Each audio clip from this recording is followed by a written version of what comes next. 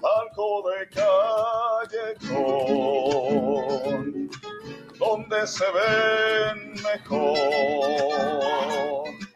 las artes de la plaza y del toreo el esplendor. Palco de callejón, uniendo por pasión la tradición y el arte, la fiesta brava y la emoción,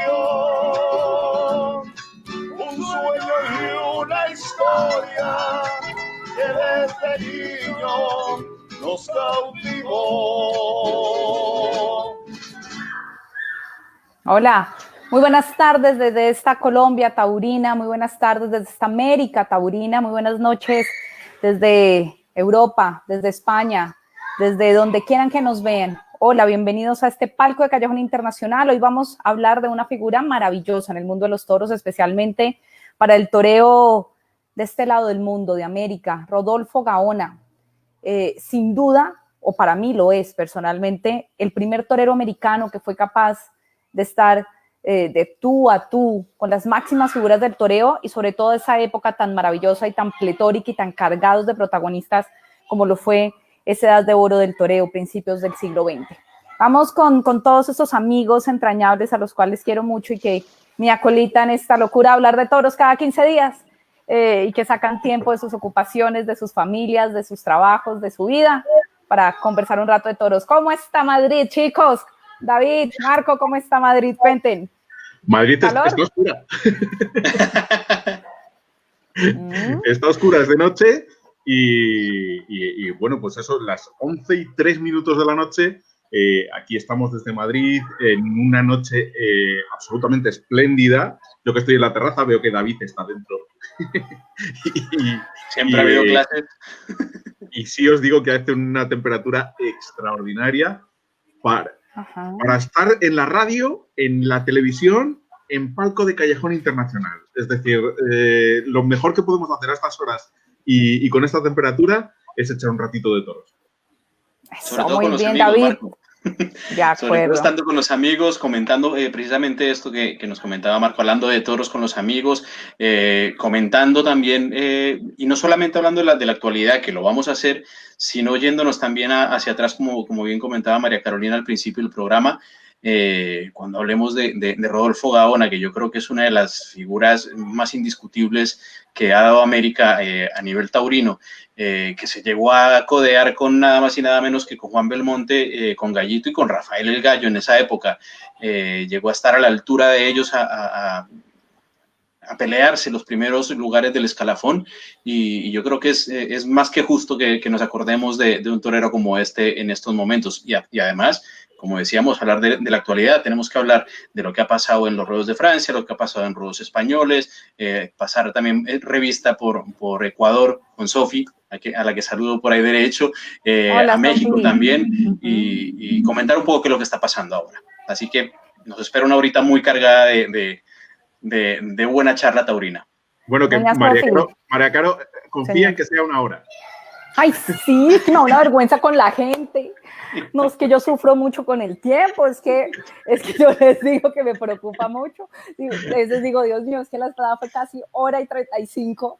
Si nos verán, o sea, qué cansancio, ¿no?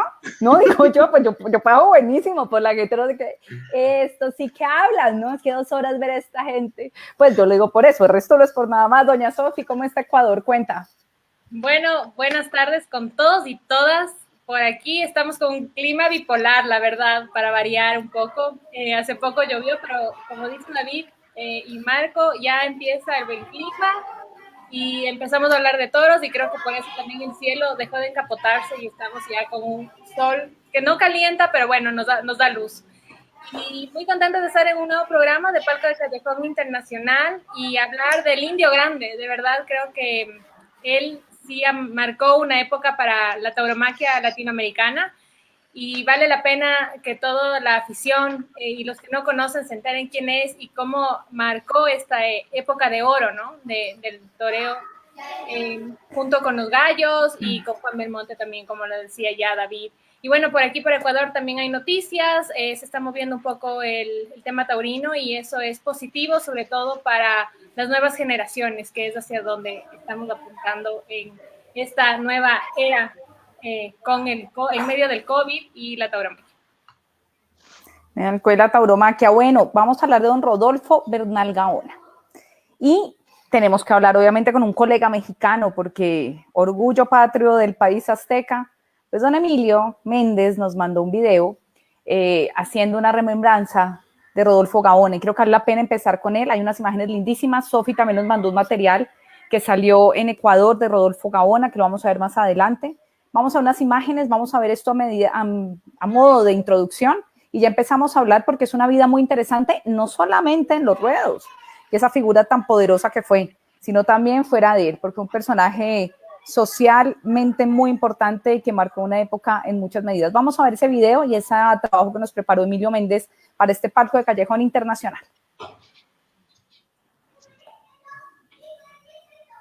Callejón Internacional, los saluda Emilio Méndez desde Aguascalientes, México. Espero que estén todos bien de salud y les mando un fuerte abrazo. Y el día de hoy vamos a iniciar este programa siendo el protagonista Rodolfo Gaona, el califa de León, este diestro mexicano y también una de las grandes figuras de la América taurina, creador de la Gaonera, del Pase del Centenario, entre otros, y que también estuvo al tú por tú con las grandes figuras de su momento como Joselito y Juan Belmonte.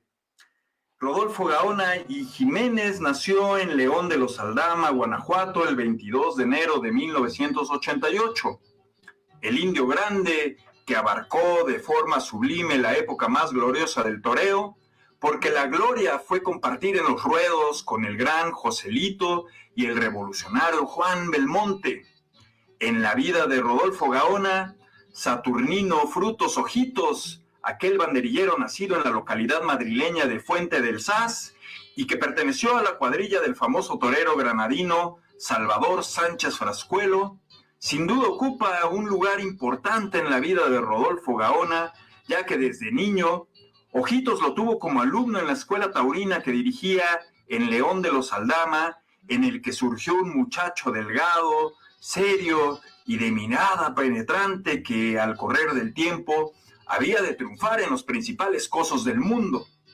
Salió un día Rodolfo acompañado de su maestro y vestido de luces para presentarse ante el público de la entonces nueva Plaza El Toreo de la Condesa en la Ciudad de México. Esto fue el 6 de octubre de 1907, en donde Rodolfo Gaona causó admiración por su naturalidad y su desenvoltura en las distintas fases del toreo. Después de más de 100 novilladas toreadas en México, Ojitos y Gaona llegan a Madrid en marzo de 1908 para empezar una nueva y dura lucha, más difícil de lo que se pensaba. Por fin Ojitos organizó un festival en la placita del Puerto del Hierro para presentar a su torero. A él fueron invitados todos los taurinos que se encontraban en Madrid, los que más tarde habrían de dar su más que grata impresión, argumentando que había que verlo alternar con los toreros de esa época y sobre todo con los españoles. El 31 de mayo de 1908, unos particulares se constituyeron en una empresa para darle la alternativa a Rodolfo Gaona. Esto fue en la Plaza de Toros de Tetuán de las Victorias en Madrid. Manuel Lara Jerezano, quien fue su padrino, le ofreció el 1 de la tarde de nombre Rabanero de la vacada de Basilio Peñalver. Esa tarde Gaona alcanzó un gran éxito toreando de capa, banderillando y con muleta y estoque, culminando su actuación, dejando una grata sensación en la afición. Y 4 domingos más tarde, el 28 de junio, se encerró en dicho coso con 4 toros de la misma procedencia y con los que volvió a triunfar el torero mexicano. A partir de ese momento cambiaron en forma radical las cosas para Ojitos y Gaona. la prensa de Madrid dedicó cálidos elogios a estas dos actuaciones de Rodolfo y ante el deseo de la afición, la empresa madrileña acordó con ojitos la presentación del torero mexicano. Fue el siguiente 5 de julio y en la histórica plaza de la carretera de Aragón, en la que se registró un lleno asombroso, se lidió un encierro de don Juan González Narín, confirmándole la alternativa con el toro llamado Gordito, Juan Salerí, y siendo testigo Tomás Alarcón Mazantinito. Rodolfo hizo alarde de sus poderosas facultades con capa y también banderillando a sus dos toros y dejando marcado entre los buenos aficionados madrileños su notoria elegancia, tanto con el capote y con la muleta. Llegó a torear 6 corridas en ese 1908. Ya de regreso a México para la temporada 1908 y 1909, llegó a sumar 14 corridas entre el Coso del Toreo, en la Plaza México y en otras de provincia, siendo su debut como matador de toros en suelo nacional en la Plaza México el 4 de octubre de 1908. De nuevo en España, en los años 1909, 10 y 11, toreó en conjunto 159 corridas. En 1911 actuó en 71 tardes y lamentablemente no llegó a mayor número debido al resentimiento de una enfermedad hepática que lo obligó a permanecer en un sanatorio hasta lograr su curación. El 17 de junio de 1917 se celebró en Madrid la corrida del Monte Pío de Toreros, en la que actuó Gaona con Joselito y Belmonte. El público, por haber estado mal Belmonte en su primer toro, gritaba: ¡Los dos solos! ¡Los dos solos! Significado con ello que la pareja que le interesaba a la afición era la de Gaona y Joselito. Así fue el arranque de una incomparable trayectoria, recordando que su última campaña en cosos españoles fue en 1923, siendo su postrera actuación el 1 de julio en Barcelona y realizando una gran faena al toro beato de don Andrés Sánchez y Sánchez. Llegó a torear en España más de 530 corridas y más de 800 en el total de su carrera. Y el 12 de abril de 1925, en el toreo de la Condesa, Gaona dijo adiós de manera definitiva lidiando al toro azucarero de San Diego de los Padres. Nunca volvió a vestirse de luces, pero de 1926 a 1944 llegó a torear en muchos festivales en cosos de México. A los 87 años de edad, falleció el califa de León Rodolfo Gaona en la Ciudad de México el 20 de mayo de 1975. Bueno, ahí está la historia taurina. Ahí está un perfecto resumen, además con unas imágenes lindísimas. Yo quiero empezar, se lo quiero preguntar a Sofía, ¿no? Esto de la belleza es muy subjetivo y cambia con el tiempo. En todas las biografías de Gaona dicen que era un hombre muy guapo. Pues yo la verdad, han pasado muchos años y te digo, esto ha cambiado sustancialmente, pero pues va a saludar a don Guillermo Rodríguez. ¿Cómo está usted, don Guillermo? Estupendamente. Estaba oyendo el precioso resumen, pero hay naturalmente mucho de dónde cortar para hablar de... Claro, un personaje maravilloso. No, pero es absolutamente maravilloso que un indio mexicano en la España de comienzos del siglo XX, que logra torear con Joselito y Belmonte, que recoge la tradición del Guerra y de los toreros de la época, que logra imponerse, que torea más de 700 corridas, que se retira en 1920, que se casa con una mujer que termina siendo esta señora amante del rey Alfonso XIII, que tiene una serie de encontronazos con esa España de esa época, porque empiezan a expresarle, diríamos hoy, a hacerle bullying, en esa época se llamaría de otra manera. En fin, eso es un personajazo y sé que tanto Marco como David y Sofía y tú, desde luego, María Carolina, van a disfrutar mucho con las historias que cada uno tenemos sobre este personaje tan singular. Así es, Guillermo. Bueno, Sofía, estamos hablando de la belleza. Muy guapo, muy guapo, muy guapo no era, pero todas las crónicas dicen que era guapísimo y que cuando llegó, pues yo no le veo la guapura, la verdad. Hijo de un vasco con una mujer mexicana, moreno, pues así, pues obviamente todas las fotos son en blanco y negro, por Dios, pero pues blanco no era, pero pues guapo, la belleza ha cambiado mucho, ¿no?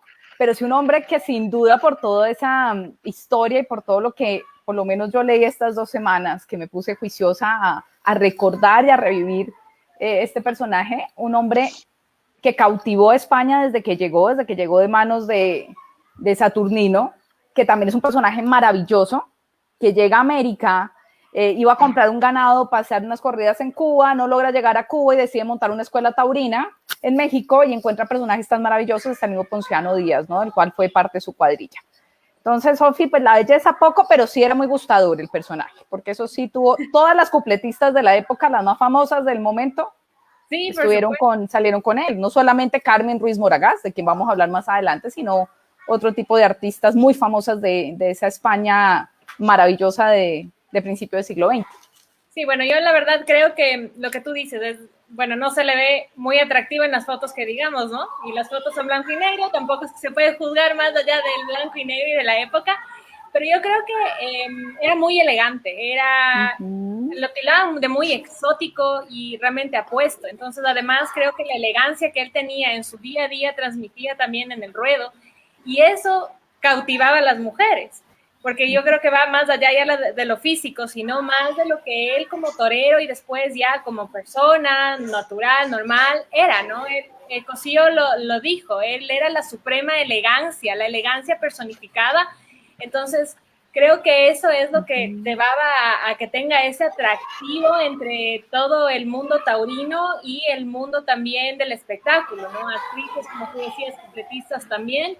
Y bueno, es lo que cautiva de él y se lo ha personificado así, ¿no? Él fue un torero muy elegante y creo que eso sí marcó tanto en su vida profesional como en su vida personal también. Marco, y en un Madrid y en una España de principios de siglo, con un movimiento cultural muy fuerte, no solamente en la parte taurina, sino de filósofos, de literatos, de artistas, de gente muy importante, y todos, porque lo que tuvo también Gaona fue relacionarse muy bien con ese mundo artístico y español tan exclusivo y tan maravilloso desde principios del siglo XX. Estás muteado, Marco, por cierto. No te escuchamos, Marco, estás muteado. Ahora. A ver, ¿estoy bien? Perfecto. Decía que eso lo tuvo también Juan Belmonte. Fue principios de siglo en España. Sí que es cierto que fue una época muy convulsa, pero también con muchísima personalidad. Efectivamente, lo que tú decías es que había muchísimos intelectuales, había un movimiento que era la generación del 98, con ese doler España del desastre colonial del 98, ¿no? Y sin embargo llega un mexicano y se adueña de España. Se adueña, o por lo menos de una amplia parcela de no solo la cultura taurina, sino la cultura social, ¿no? Él se adentra en la sociedad española. Un hombre que torea pues centenares de corridas de toros en España. No es solo un torero que viene a España a torear, es un personaje que se hace con España exactamente igual que se había hecho con México. Un poquito a caballo, ¿no? Y un poquito destacando en los dos países, hasta el punto que tú decías al principio, Caro, que era uno de los toreros más importantes de México. Yo diría que es el torero más importante que ha tenido México en cuanto a influencia, ¿no? En cuanto a la revolución social y taurómaca que significó Rodolfo Gaona, al que hoy por hoy recordamos por las gaoneras y sin embargo, bueno, eran otras muchas cosas las que tenía. Lo hemos visto poniendo banderillas, que era uno de sus fuertes, porque después con la muleta estamos hablando de una época del toreo en la que no existían los pases como tal. La faena de muleta era más bien una preparación para la estocada. Entonces tampoco podíamos ir mucho más allá. Eso llegó después. Eso llegó con Joselito, con Belmonte y con Manolete.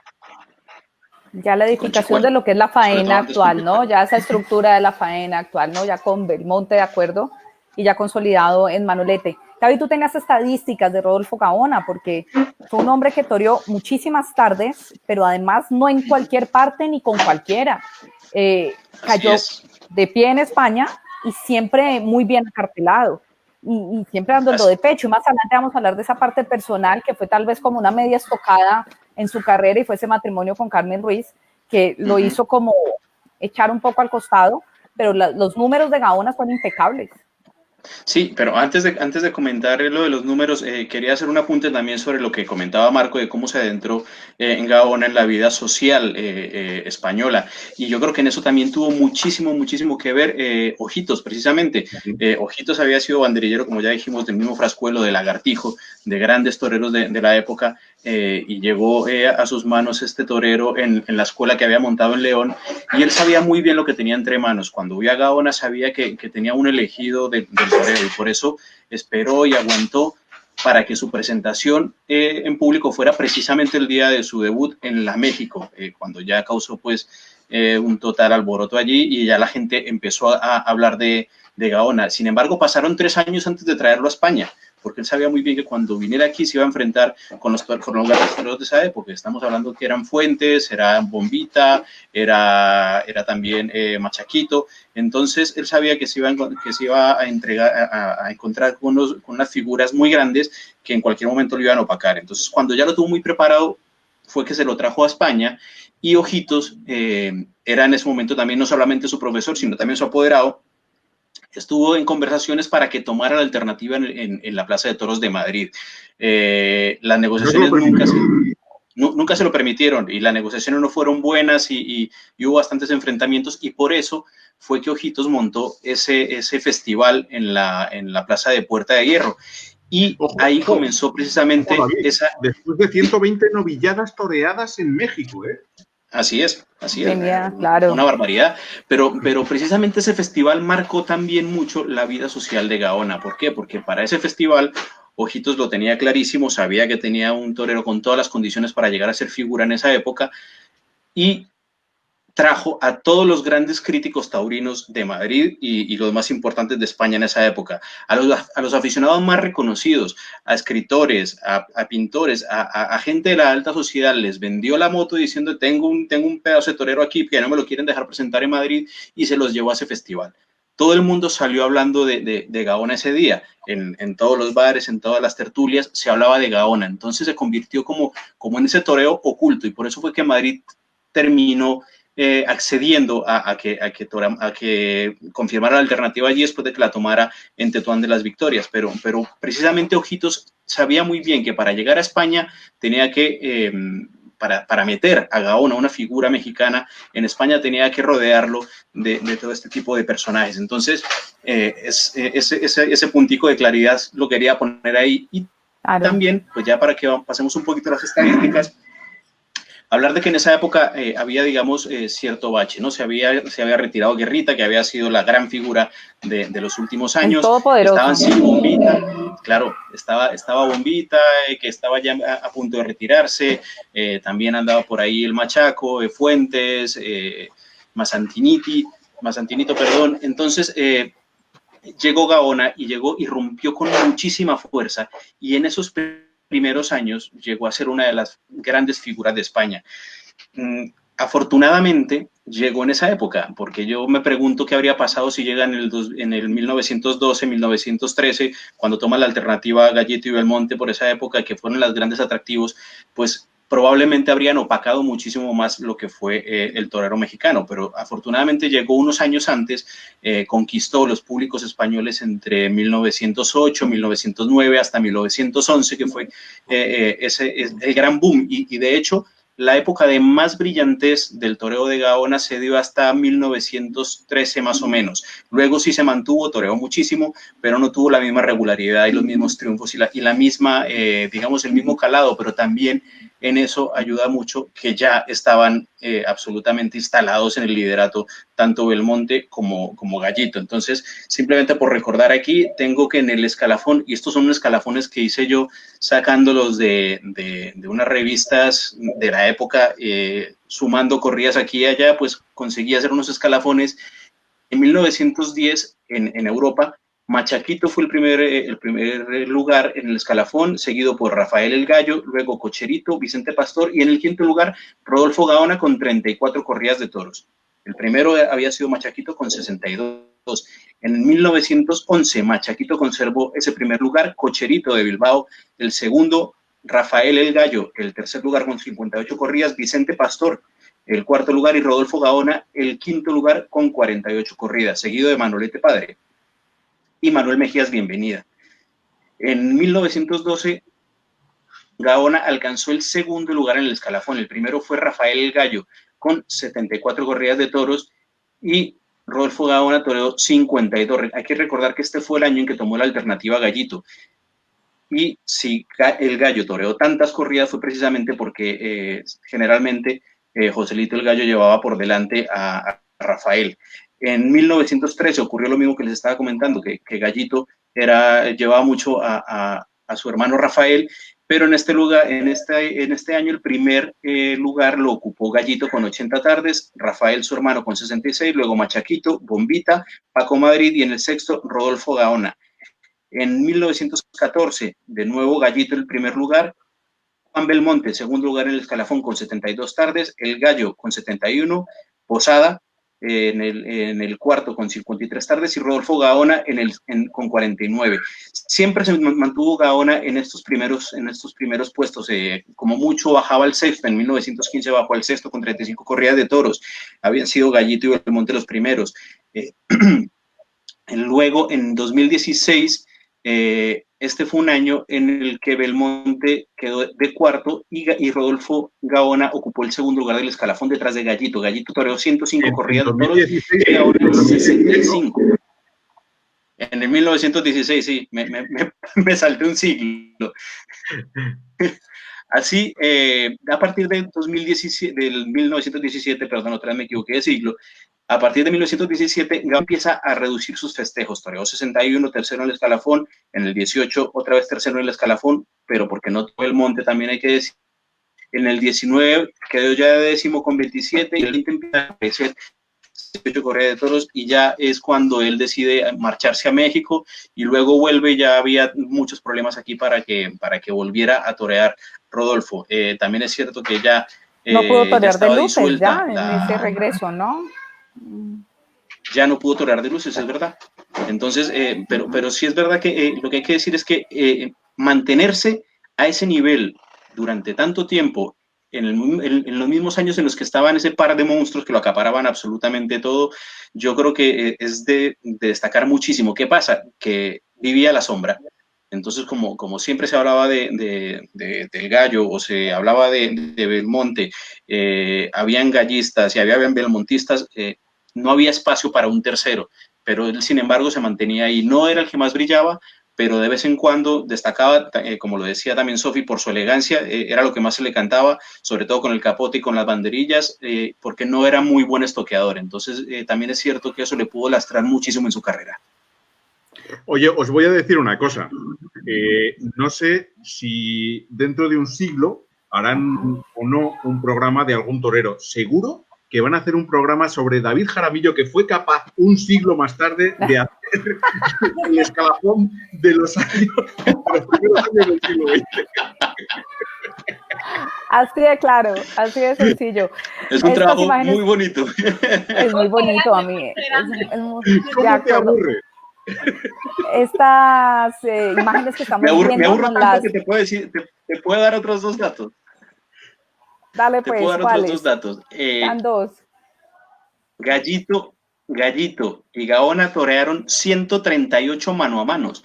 Fue el tercer torero con el que Gallito toreó más mano a mano precisamente. Primero, obviamente, Juan Belmonte, que torearon 258 tardes juntos. El Gallo, 186. Y Rodolfo Gaona, 138. Perdón, estos son tardes juntos, no son mano a manos, son tardes juntos. Y tengo el dato de los mano a mano con Belmonte, toreó 97 tardes mano a mano. Casi nada. Sí, no, es que fue... estas imágenes son cortesías de doña Sofía Vaca, nos las permitió, nos las envió para que ustedes vean. Es lindísimo ver estas imágenes, Guillermo, ver los toros de aquel momento, los caballos sin peto, la riqueza cultural de esta fiesta de principios del siglo XX, cómo poco a poco se fue cantando. Yo recuerdo, disfruté mucho un libro que se llama El hilo del toreo, de Pepe Alameda, donde él habla mucho de la figura de Gaona y cómo se fue convirtiendo en ese hilo conductor, Guillermo, del toreo de América, con lo que pasaba en España y cómo fuimos ganando finalmente mucho respeto en esa España que internacionalizó su fiesta, por decirlo de alguna manera, ¿no? Ya se empezó a pisar duro por parte de los toreros americanos y, como bien lo dice David, Guillermo, en una generación muy fuerte y de una generación de toreros que empezó Gaona, como lo dice David, con bombita y terminó pues básicamente con más allá de Belmonte y obviamente de Joselito, pero fue una generación de muchos toreros. Antes los toreros no duraban tantos años en activo, ¿no? Ahora nos tocó a nosotros una generación de toreros que llevan 20, 30 años en activos y en plenitud de condiciones. Antes duraban mucho menos los toreros, Guillermo. Yo también hace que fuera mucho más rica históricamente el tránsito. Quiero contar una cosa. Estamos hablando de una profesión donde la gente se juega la vida. No debería ser muy longeva. Es decir, no hay muchos que sean capaces de jugarse la vida cada tarde si no han desarrollado una técnica para hacerlo. Esa es la diferencia que yo personalmente, esto es una opinión personal, esa es la diferencia que existe hoy en día entre José Tomás y los demás. Es decir, no es un acontecimiento que se anuncie José Tomás única y exclusivamente porque se anuncie. Es por el compromiso que asume. Cuando, a ver cómo lo digo para que se me entienda bien. Creo que cada uno de los toreros que han sido figuras a lo largo de la historia han asumido su parte de compromiso. Bien, esa parte dejaba, esto por ejemplo se lo he escuchado a Joselito, en el momento en el que yo me imaginaba con el muslo atravesado y no tenía cojones de levantarme, me fui. Entonces, ese tipo de cosas era mucho más en el toreo antiguo romántico que en el toreo de hoy, más mecanizado, por así decirlo, o más tecnificado y con menos personalidad. La que acabo de citar. Dicho queda. A mí es verdad. Se tenía que decir y se dijo. También es verdad que influye muchísimo el tipo de toro.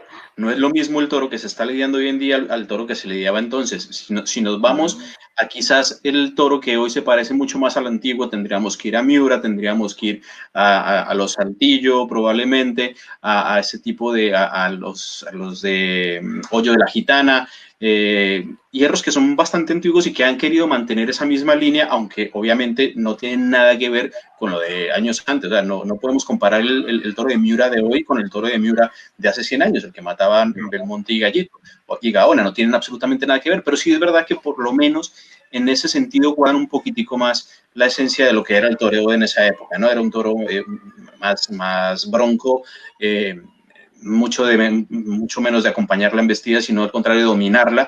Y en ese sentido, basta mirar en el escalafón los toreros que matan este tipo de corridas, y no nos vamos a encontrar tampoco con toreros muy longevos. Son toreros, los toros que hoy en día matan Miura, matan Saltillos, matan este tipo de toros, son toros de carreras cortas, pero es precisamente por lo que comentaba Marco, porque es que hay que jugarse la vida. Claro, es una exigencia completamente distinta y agota, y yo creo que acaba también muchísimo más, y el compromiso es tan fuerte que mentalmente los golpea mucho.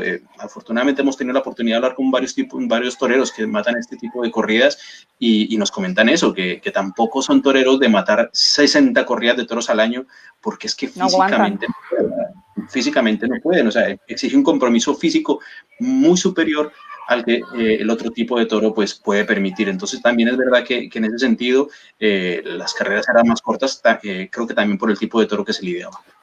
Yo creo que lo que dice María Carolina, el exponente claro de todo esto es, por ejemplo, Domingo López Chávez, que mata 54 corridas de toros en una temporada y se le cae una ceja. Y se queda pelo y se queda sin pelo por partes de la cabeza. Y cuando hablabas con él, dice, es del miedo. Así es. Guillermo, nos decías. No, yo creo que tienen toda la razón los compañeros en hacer esa observación sobre el tipo de toro. Yo no sé si vieron la corrida hoy de Baza. Yo tengo el mayor respeto al maestro Enrique Ponce, que voy a contar de Ponce que no sepamos, por el Fandi, que es un torero a su manera excepcional, atlético en ese segundo tercio. Ya colocado en el segundo toro, en su sexto par de banderillas, le han prestado un sombrero y ha hecho un espectáculo. Y Emilio de Justo, que yo creo que es un torero para ver, da gusto verle. Pero queridos compañeros, querido David, querido Marco, querida Sofía, querida María Carolina, el toro de hoy impresentable. Eso no puede ser, porque ya desvalorizamos el toreo, así no se puede, digo yo, ¿no? Y lo que decía Marco tiene toda la razón. Un torero como Rafaelillo, pienso en él, en Domingo López Chávez, que lo mencionabas, el propio Pepe Moral, esos toreros, difícilmente pueden torear 40, 50 corridas, es muy complicado. Yo, por ejemplo, tengo un gran temor, un torero que me encanta porque le conocí en 2009, que vino a Colombia, a Sogamoso, fíjate tú, una corrida de Juan Bernardo, toreó con Sebastián Vargas y Cristóbal Pardo, y indultó un toro de Juan Bernardo, etcétera. Desde ese año lo conozco, pero yo no sé, con esa entrega ya perdí un ojo. ¿Cuánto pueda durar Paco? Pues no lo sé. Ponce, que ha tenido otro tipo de recorrido, pues mira, lleva 30 años. De acuerdo. Bueno, volvamos al chisme. Me gustan los chismes. Hablemos de Carmen Ruiz Moragas. Porque no solamente fue, o sea, realmente fue un personaje, una mujer lindísima, que cambió la vida taurina. Bueno, lo de la belleza también. A mí se ha puesto aquí. No, pero esta sí me parecía bonita, Distinta, bueno, sí, de acuerdo, válido, pero sí es otro tipo de belleza. No, María Carolina, deja a nosotros los caballeros que digamos, era preciosa, era una mujer bellísima. Me pareció una mujer bonita. Era como decimos en Bogotá viejo, era muy chusca. Una cara lindísima, una belleza de esa época, una mujer culta, una mujer interesante, una mujer que hablaba muchos idiomas, una mujer bien educada, que llamaba la atención, que creó un hito en su momento, en su historia, pero una mujer que más allá de su escándalo personal, cambió la trayectoria taurina de este torero, porque fue un antes y un después, y en eso coinciden todas las crónicas taurinas, no tan taurinas, ortodoxas, más de chisme, prensa rosa del momento, todo que fue un antes y un después, ¿no? Se casan, a los 2 meses se separan. Yo no sé si él era el único que no sabía el cuento con el rey, pero al parecer era el 21 que no sabía que ese matrimonio era para tapar el pecado de la niña, pero sí truncó y frustró y cambió hasta la personalidad de un hombre que era absolutamente arrollador y triunfador en su carrera y en su entorno, ¿no? Yo no sé hasta qué punto. Él la conoce en Lima, Marco, él la conoce en Lima cuando va a fines del año 16, 3 años después iría Joselito, que es la única corridas que él torea, Joselito, hablo de Joselito, en América del Sur, y Gaona va en el 16. Ahí la conoce a fines del año, y se casa 1 año después y viene lo que dice María Carolina, toda esta tragedia. Yo creo que él no sabía. No puede ser que un hombre de su categoría, si supiera, lo hubiera hecho. Pero era Vox Populi por los periódicos del Madrid de la época, el romance del rey Alfonso XIII con esta bailarina tan bella que terminó truncando la carrera de un gran torero americano.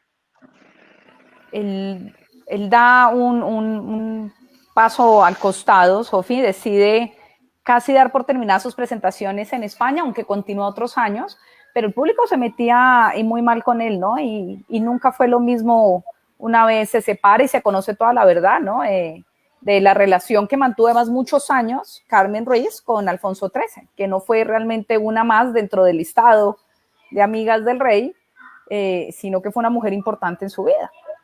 Sí, bueno, y eso creo que marcó también en sus formas, ¿no? Porque decían que él de por sí era un tipo muy simpático, muy agradable de tratar, muy amable, y yo creo que eso es lo que se veía también en los ruedos, ¿no? Y después de toda esta revolución que hubo con Carmen Ruiz, pues se volvió un tipo muy introvertido, muy hosco, muy tosco, ya en el trato con las personas, y eso también marcó ese después de él en los ruedos, porque él era muy juzgado por toda la gente, tanto de México como de España, ¿no? Porque era el hombre burlado en una sociedad en la que él destacaba mucho por ser quien era y cómo era. Entonces, eso sí, yo creo que le melló mucho su carrera y ya vino un bajón muy fuerte dentro de lo que fue realmente Rodolfo Gaona. Muere muy joven Carmen Ruiz, ¿no? Cuando él vuelve a España a pedir la nulidad matrimonial en el año 36, ella muere, creo que no la alcanzan a pedir, ¿no? Un cáncer. Sí, ella muere antes que él. Él prolonga su vida hasta mucho más tarde. Y por cierto, él envía a su hijo a que reclame un dinero que estuvo casi 12 años en el Banco de España, que eran $50,000 de la época, que eso era un dineral. Y al fin él logra conseguir ese dinero. Y todavía. ¿No? Yo también mandaría a reclamar. Bueno, sí, hoy todavía, sí. No, pero en esa época yo me imagino que eran como 500 millones de hoy, una brutalidad. Sí, yo no sé. Pero está tan sabroso el tema de doña Carmen que no quisiéramos, a ver, las mujeres que opinen. Pues ellas saben más de estas cosas del cotilleo. Yo sí quería comentar algo, es que también es verdad que aunque lo que comentaba Sofía hace un momento, es verdad, quizás se recrudeció esa manera de juzgarlo el público, ya no solamente en el ruedo, sino por fuera, porque también hay que decir que Gaona nunca gozó, digamos, de partidarios como tal. Estamos hablando de una época en la que había joselitistas y había gallistas y había belmontistas, y pare de contar. Entonces, y no había fútbol. Gaona, ¿sí? Como en el fútbol, sí. Entonces, no había fútbol. No había nada más. Entonces, cuando llegaba Gaona y a lo mejor los otros no tenían su tarde y él estaba entonado, pues, oye, la gente lo aplaudía y lo reconocía, porque eso sí era reconocido. O sea, la gente valoraba, por supuesto, lo que él hacía en el ruedo, pero no gozaba de partidarios, no habían gaoneristas, por decirlo de alguna manera. Entonces, cuando ya todo esto se le vuelve en su contra, a lo mejor él llevaba bien todo este tema de no tener partidarios y jugarse la vida en el ruedo y ganarse su pan en el ruedo, pero en el momento en el que ya las cosas se vinieron muy en su contra, en que ya se le estaba criticando no solamente lo que hacía en el ruedo, sino también se le juzgaba por lo que pasaba fuera de él, yo creo que se pudo hacer un poquito de mella, pero me costaría pensar que una figura de este calibre, pues, por otros temas pudiera haberse perdido de esta manera. Yo creo que tiene muchísimo que ver el hecho de que dos grandes toreros como Gallito y Belmonte, pues evidentemente copaban todos los sitios en los que Gaona podía haber metido la cabeza. Sí, pero David, sí que es cierto que yo he tenido la suerte de tener una amistad con un figurón del toreo como fue Santiago Martín el Viti, y el Viti siempre, cuando escucha el típico tópico de se torea como se es, él siempre dice, ¿y cómo se está? Sí, no, y de hecho no hace falta mirar muy lejos para darse cuenta que, por ejemplo, hace unos años vemos a Sebastián Castella, que tenía un año gris en lo personal y que estaba más gris aún en la Plaza de Toros, y luego lo ves en un momento personal radiante y lo refleja perfectamente, pero digo Sebastián Castella como puede decir cualquier otro torero. Está claro que eso influye, pero que sea tan radical para llevar al ocaso a una figura, me cuesta pensarlo.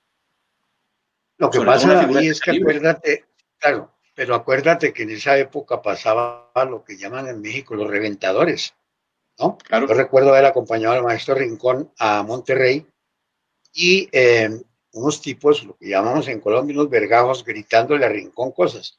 Pues en esa época le gritaban a Rodolfo, cornudo, cornudo, cornudo. Eso tiene que ser muy duro para un torero que se está jugando la vida, ¿no? Contaba perfectamente Marco.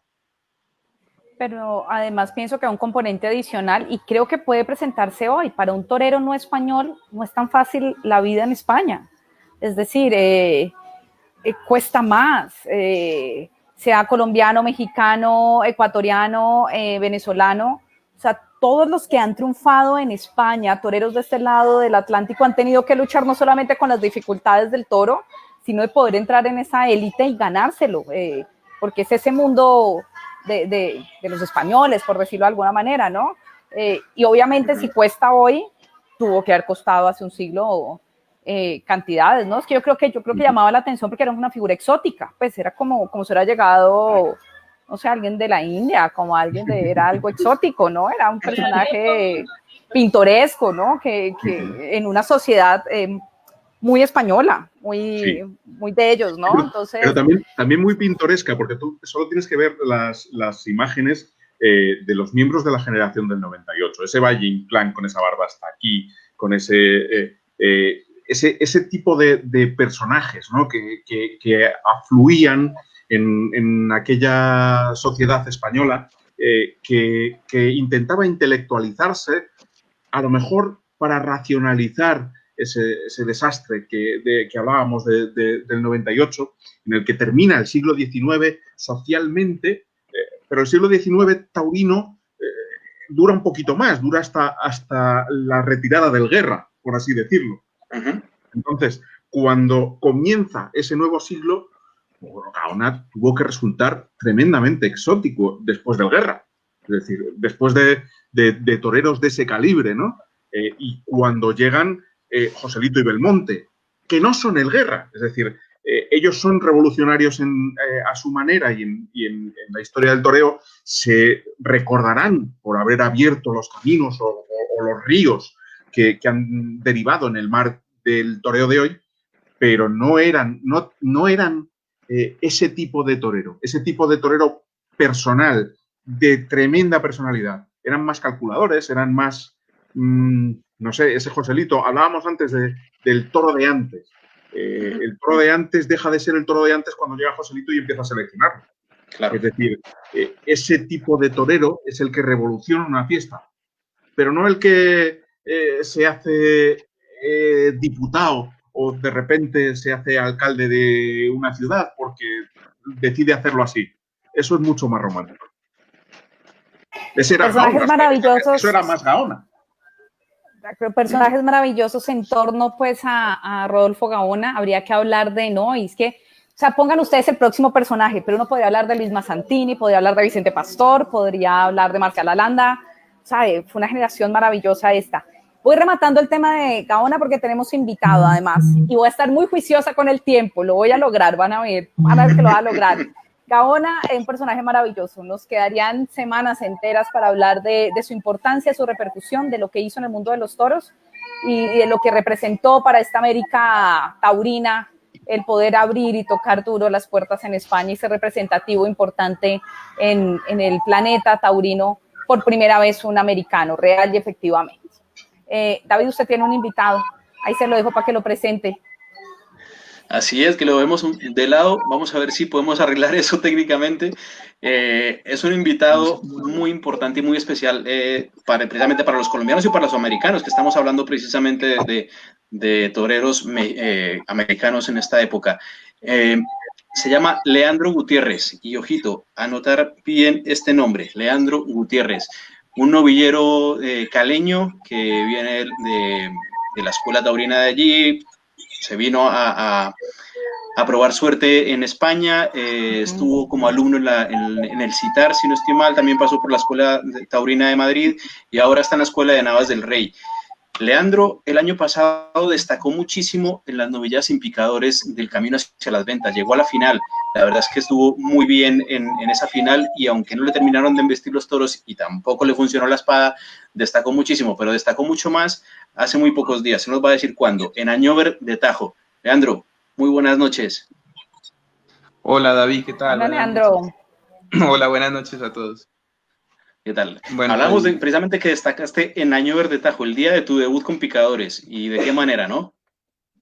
Sí, bueno, fue un día muy bonito, ¿no? Muy especial, porque pues era mi debut con Picadores y las cosas pues salieron bien, gracias a Dios, ¿no? Sí que es verdad que en principio pues fue una apuesta porque la novillada pues, como todos se dieron cuenta, pues era una novillada muy fuerte y no era pues como una novillada propia para un debut, ¿no? Pero en definitiva pues fue eso, una apuesta que hice y que podía salir cara o cruz, ¿no? Y pues gracias a Dios salió cara, salió bien.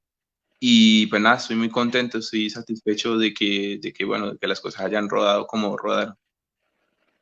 No sé si en Colombia, María, se recibió como por lo menos en España sí se recibió esta noticia del debut de Leandro y es básicamente por una situación.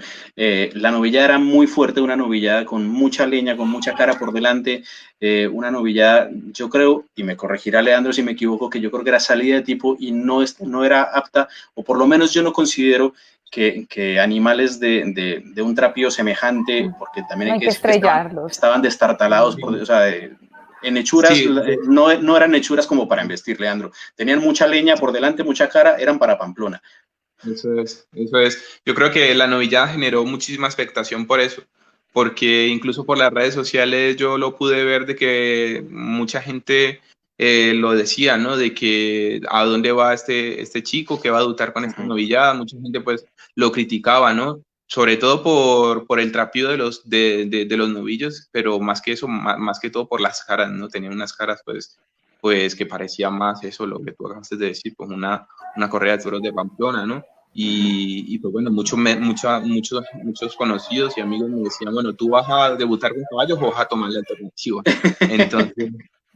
Entonces pues no tenía nada que ver bueno, con los de Baza de hoy, Guillermo, te lo digo. No, pues, no lo dudo, no lo dudo. Es que esas son las diferencias y las cosas difíciles que uno no entiende en esto y en cualquier profesión. Es que a todos hay que cuidarnos en algún momento de la vida. O sea, un médico empieza un proceso para llegar a ser, no sé, neurocirujano. O sea, todo en la vida tiene un proceso, bueno, y hay que cuidarlos, hay que cuidarlos. Don Guillermo Rodríguez, que además hay una cosa. Iba a contar, Guillermo, que tú titulaste El camino apenas empieza. No, exigente. Que interrumpa, pero dejemos, pues bueno. Dejemos a Leandro que quiere decir algo. Que nada, que lo que quería decir era que sí que es verdad que lo que dices que llevas toda la razón del mundo, que debería ser así, ¿no? Y más en un debut con Picadores, pues se supone que las cosas tienen que ser bien hechas, el novillo pues se le procura cuidar a los novilleros, ¿no? Cada vez que vas a dar pues ese paso al debut con Picadores, pero pues bueno, en mi caso fueron también un poco las circunstancias, ¿no? Que me obligaron a tomar este tipo de decisión tan arriesgada, porque es que si no debutaba, pues no iba a torear nada. Y pues bueno, también es verdad que yo me vi preparado y más que preparado, mentalizado, muy fuerte mentalmente y para enfrentarme a la novillada. Y pues bueno, en sí fue una apuesta que pudo haber salido mal. Lo más seguro es que sí, o sea, de hecho, todo apuntaba a que a lo mejor no fuera a salir bien, pero gracias a Dios las cosas salieron bien, ¿no? Porque pues estaba muy mentalizado, muy preparado, muy fuerte mentalmente y las cosas, pues bueno, rodaron. Así como se cantó la novillada, lo fuerte que era. Querido David. Sí. Sigue, David, sigue. Sí, Guillermo.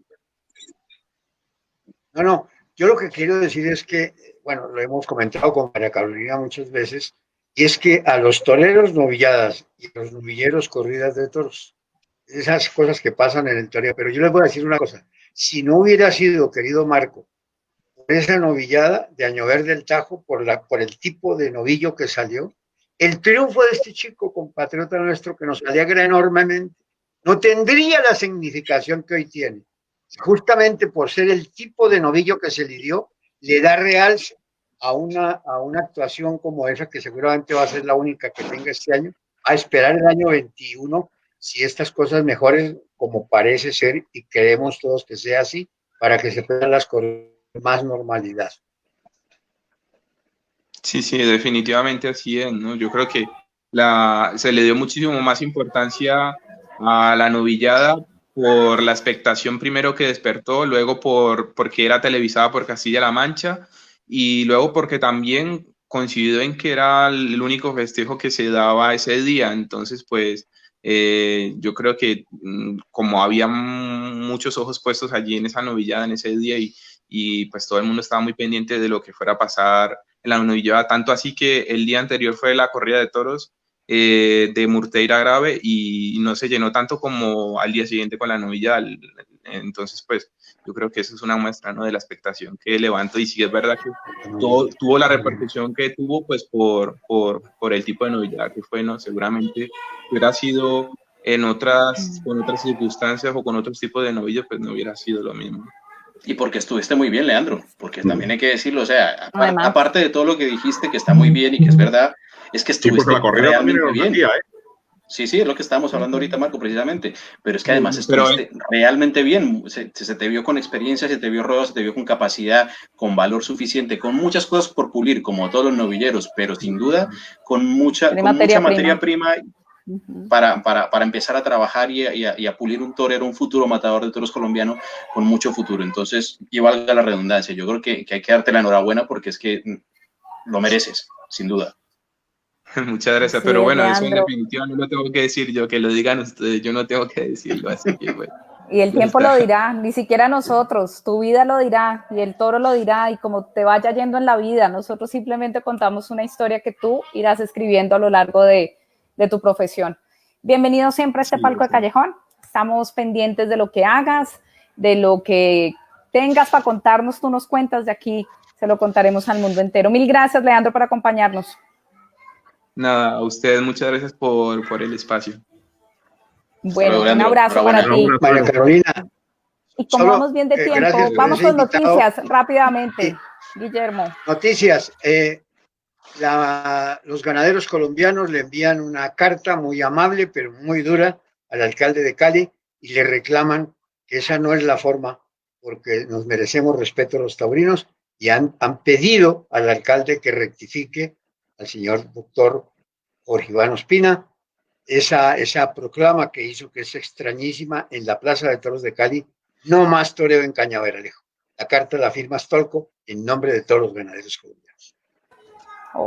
Hoy había un plantón en la Plaza de Toros de Cañaveralejo, aquí en Cali, y se decidió cancelar por tema de orden público y pandemia y demás, pero sí se están tomando medidas. De hecho, el Cali lo está haciendo con mucho compromiso, y directivas y ganaderos del Valle del Cauca, para impedir que esto coja fuerza, porque no se puede permitir. Ya lo hemos visto en otras ciudades.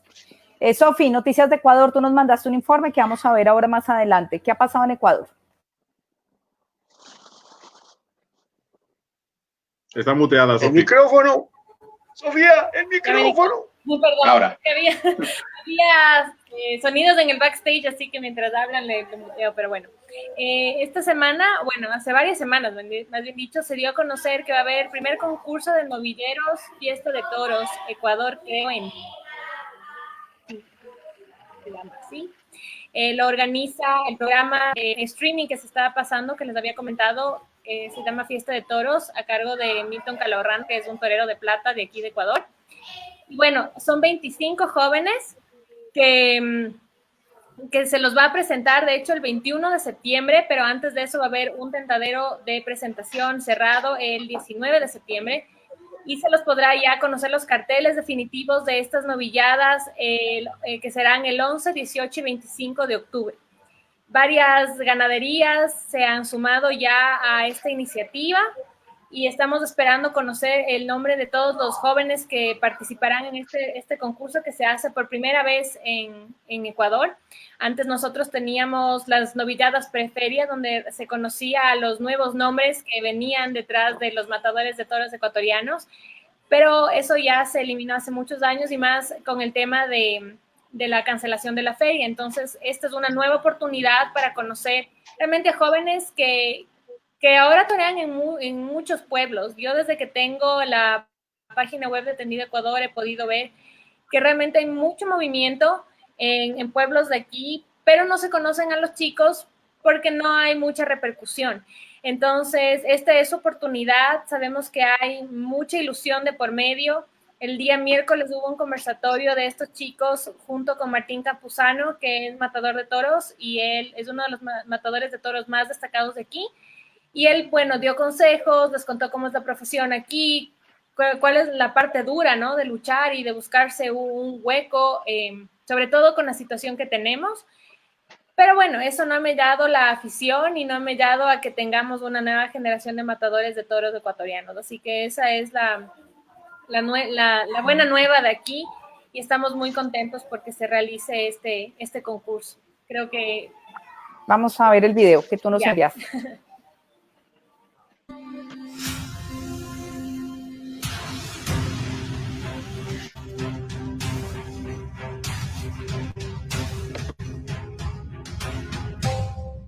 Soy Fabricio Salto. Daniel Hernández. Soy Matías Lugo. Soy Nicolás Guevara. Paul Játiva. Novillero ecuatoriano. Hoy por primera vez Ecuador se une en un solo sueño. Labrar el futuro de la fiesta. Hoy ecuatorianos libres.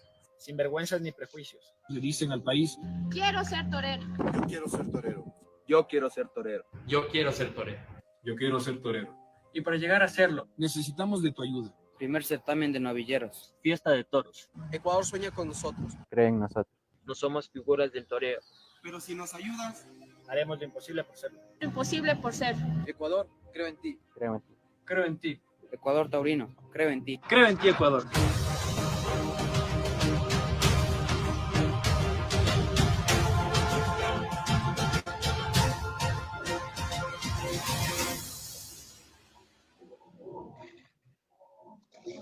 Qué bien, qué bonito. Bueno, España, chicos, corridas, ¿cómo va el tema por allá? Va regular. Va regular. De todas formas, antes decía Guillermo que, bueno, se quejaba de la presentación del toro de Baza. Yo esta tarde he tenido más suerte porque he estado viendo Arles y era otro toro, era una concurso de ganaderías y he estado viendo al Juli, a Paco Ureña y a Adrián Salenc, que al final ha sido el triunfador del festejo y efectivamente con un gran toro de Santiago Domecq, además 3 veces al caballo todos los toros, se han arrancado, bueno, ha habido espectáculo más en el tercio de varas que después con la muleta, que ha sido sí, han cortado una oreja el Juli y otra oreja Paco Ureña, pero al final ha sido Adrián Salenc el que ha salido a hombros y con ese toro de Santiago Domecq que se ha llevado el premio al toro en el concurso de ganaderías y Carlos Pérez que se llevaba también el premio al mejor picado. Ok. Yo les cuento un poquito lo de Baza, que ya comentaba Guillermo Rodríguez. Fue una corrida de toros de Román Sorando, que los toros resultaron muy nobles, muy venidos a menos, les faltó ese fondo realmente, ese picante también que hace falta para tener emoción en la Plaza de Toros. Una corrida que torearon Enrique Ponce, el Fandi y Emilio de Juste, se repartieron de a 3 orejas Enrique Ponce y el Fandi, cada uno con en su línea, Ponce en una actuación más lírica, muy templado, mimando mucho a los toros, conociéndolos perfectamente y sabiendo qué darles en cada momento. Más explosiva la labor del Fandi, obviamente con unos tercios de banderillas, como ya nos tenía acostumbrados, muy espectaculares de cara a la galería. Y me quedo con, aunque haya cortado solamente una oreja, con el toro de Emilio de Justo. Yo creo que la entrega a este torero, la forma de hacer las cosas, de estar delante de todo el valor que es un pedazo de torero, o sea, la forma como presenta el muletazo, como lo va llevando a cabo, como se entrega en cada instante de la lidia, yo creo que le tiene que dar un crédito mucho más importante a este torero que aunque mata también los toros, últimamente está fallando con la espada. Y este yo creo que es el lastre que está teniendo y por eso no ha tenido tantos éxitos este año, a pesar de que ha toreado poco como todos los toreros, pero aunque ha actuado un par de ocasiones en las últimas semanas, es verdad que Emilio ha pinchado los toros. Hoy se llevó una oreja y pudo haber cortado seguramente otra del último si la espada hubiera funcionado mejor. ¿O no, Guillermo? ¿Tú que lo viste? Que encima tengo el juez en el cuello. Sí. No, hombre, no. Esto lo hacemos en hermandad. No, yo creo que tienes toda la razón. Yo sí, son 6 orejas, pero yo creo que el toreo lo dejó Emilio, y especialmente en el primero. Y en el segundo, una cosa que decía el maestro Manzanares, padre, que en paz descanse, decía, no le lleve la contraria al toro. Y fue lo que hizo Emilio con ese toro que se fue a tablas, pues ahí le dio la lidia. ¿Para qué llevarlo a los medios si el toro no quería ir? No, hay que llevarle la contraria al toro. Ahora, obligarlo, como lo hizo. ¿Os habéis fijado, Guillermo, te has ¿Te has fijado cómo ha descrito perfectamente con esa mano izquierda que tiene David Jaramillo el toreo de Enrique Ponce? Lírico. De Emilio Justo no has dicho eso. Es que como ya lo había dicho David, me costaba mi trabajo, pero sabes una cosa, lo de Ponce tiene una cosa y es en ese primer toro, el temple, esa suavidad que hace que los toros terminen embistiendo. Realmente lo de Ponce es una cátedra y debe ser presentado esos dos toros en una escuela taurina para los muchachos que empiezan. ¿Cómo es que también hay que decir eso. Lírico También y hay que de decir mimos. eso. Cortó 3 orejas y es como si fuera fácil, pero es que es Ponce.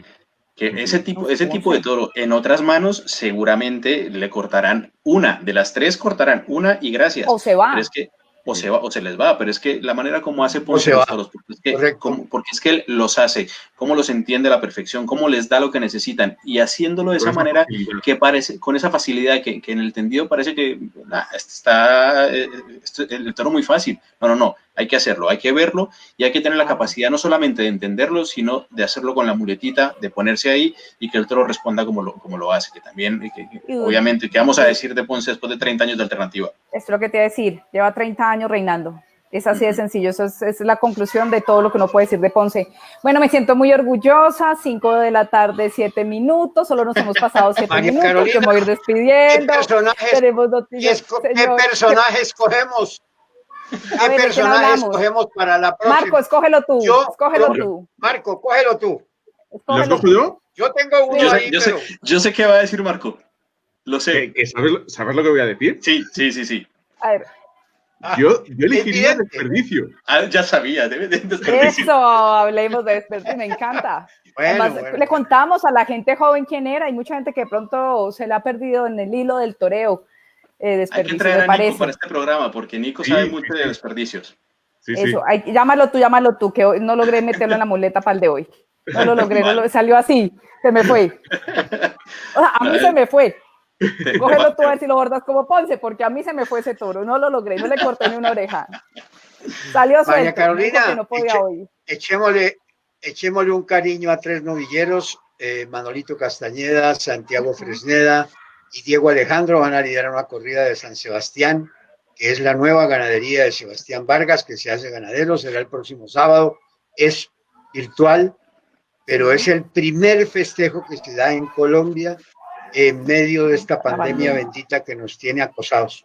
Así es, sí señor. Incluso le había mandado la invitación a Manolo para que se conectara al programa, él me dijo que estaba en el campo, que de pronto se le complicaba, de hecho así fue porque no pudo hacer conexión, pero estaremos muy pendientes de este festejo post cuarentena. Sí, yo hablé con él esta semana y incluso le mandé el link, pero me dijo que estaba en el campo, que de pronto se le complicaba, pero estamos pendientes de eso. Bueno, yo me voy despidiendo a ustedes, nos queda informe desde México, Emilio Méndez nos manda un informe, lo vamos a ligar para el final del programa para despedirlo. Chicos, mil gracias. Rodolfo Gaona, creo que hicimos un buen recorderis de su vida taurina. Mil gracias a todos los que nos acompañaron, a la gente que nos sigue. Cormanizales estará transmitiendo las mejores corridas de las ferias pasadas de Manizales para mantener el ambiente, para ver qué pasa. Lo pueden ver a través de las redes sociales, con perfecta producción, sin comentarios además, para que lo ponga en la televisión y lo disfrute. ¿Qué más? Nada, chicos, mil gracias. Vamos con Emilio Méndez. Un beso para Harry, que está detrás de todos nosotros, por allá metido, chateando, metiendo los videos, Harry, él los sube, los baja, Sofía, él le pone la foto. Sofía, mil gracias por el material. Y me siento muy orgullosa, lo logré. Miren, solo me pasé 9 minutos.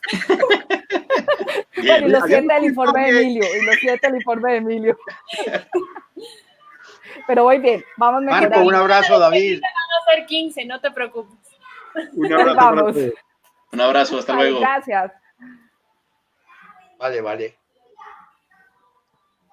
Taurina desde tierras aztecas. El pasado fin de semana en la finca Cuatro Caminos en Aguascalientes se llevaron a cabo 2 festejos muy interesantes en el marco de la Ruta del Vino, un festival taurino y una novillada. Esto fue lo que sucedió.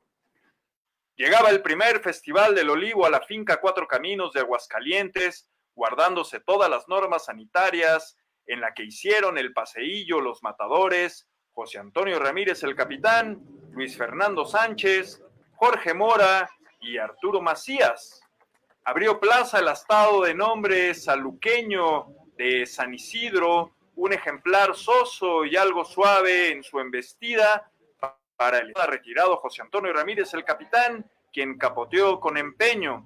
En su faena de muleta, el burel le faltó fuerza, por lo que le permitió dejar detalles con mucha torería, con el sello de la casa Calecero, dejando pellizcos de arte como un desdén. No acertó al matar y fue ovacionado en el tercio. Siguió el turno de Luis Fernando Sánchez, espada en retiro, en su turno con el astado de Guadiana, llamado Tinto de Verano, de embestida alegre y al que veroniqueó con gusto.